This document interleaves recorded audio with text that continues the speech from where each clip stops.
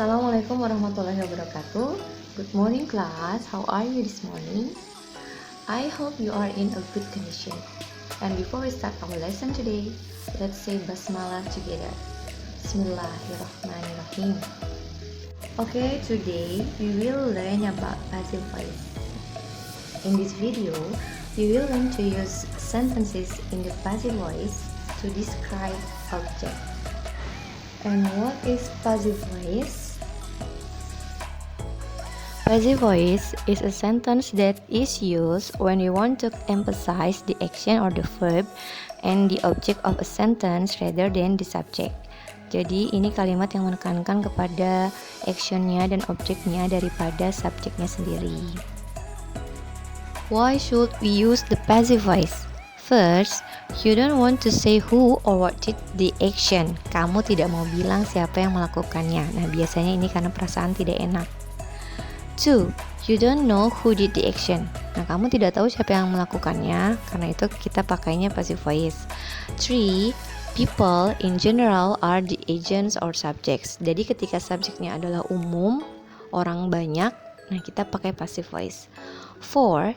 The object is the most important part of the sentence. Ketika bagian yang paling penting dari kalimat itu adalah objeknya, itulah saatnya kita pakai passive voice.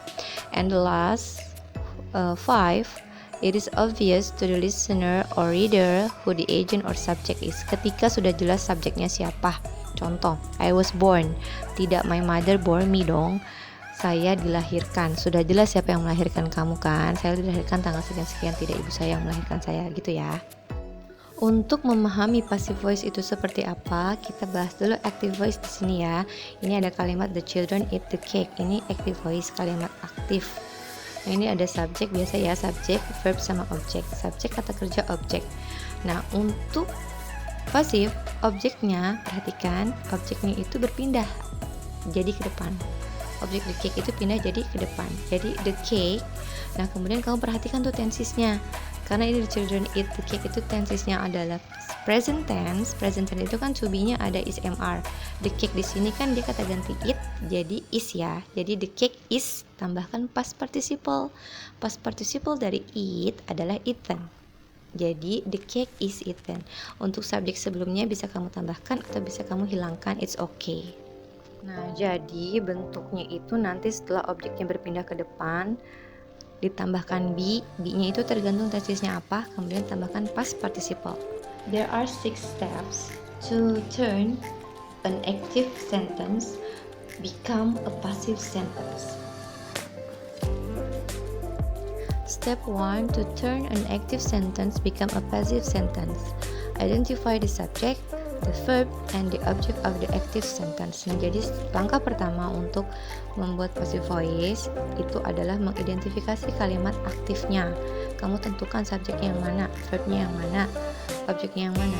Kalau sudah kamu tentukan dalam kalimat aktif itu, kalau kamu sudah identifikasi, baru nanti lanjut ke tahap berikutnya. Step 2, move the object to become the new subject of the sentence. Nah, ini di step kedua ini kamu pindahkan objek menjadi subjek baru di kalimat pasif. Step 3, what is the verb tense in the active sentence? Nah, di sini kamu tentukan dulu tensesnya apa nih. Baru nanti nah, ini kan tensesnya simple present tense. Berarti ketahuan nanti. Kalau sudah ketahuan tensesnya, kamu bisa lanjut ke be-nya. To be-nya yang mana? Oke ya. Step 4, conjugate the verb be. Nah, ini setelah kamu tentukan tensesnya, kamu bisa menentukan akhirnya be-nya yang mana. Karena tadi sudah kita ketemu simple present tense ya. Dari kata play-nya di sini tambahkan kata kerja. Kata kerja yang tambahkan s itu kan paling di simple present tense. Nah, kita tentukan tuh jadi be-nya antara is, am atau are. Nah, karena ini a doll, jadi to be-nya is. Kamu sudah bisa menentukan to be-nya, kita lanjut ke step 5. Add the past participle on the main verb after be. Nah, tadi setelah a doll is, kamu sekarang cari kata kerjanya. Nah, ini dia jadi play. Past participle dari play itu adalah played. Jadi a doll is played ya. Jadi nanti kamu cari past participle-nya. Kamu cari aja di browsing, googling atau apa itu ya, tabel-tabel itu ada. Jadi kata past, present sama past participle. And the last step, step 6, subject of the active sentence. Nah, untuk subjek di kalimat aktifnya, ini kan subjeknya my daughter. Nah, untuk pasif itu tidak diwajibkan subjeknya kamu pakai lagi, tapi ketika kamu pakai itu harus didahului dengan kata by, oleh. Jadi a doll is played by my daughter, ya. Jadi nggak langsung played my daughter, tapi by my daughter.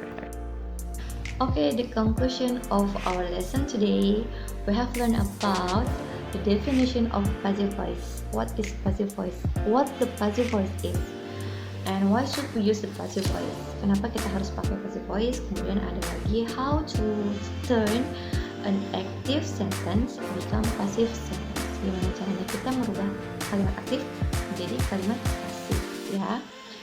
Jadi ada 6 langkah, kamu ikuti caranya untuk memudahkan kamu mengerjakan tugas berikut ini.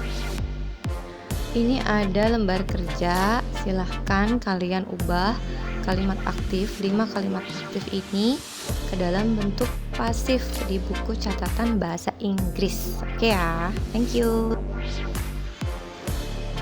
That's all our lesson today. Thank you for watching. See you on the next video about passive voice part 2. Let's say Alhamdulillah together to close our class today. Alhamdulillahirabbil alamin.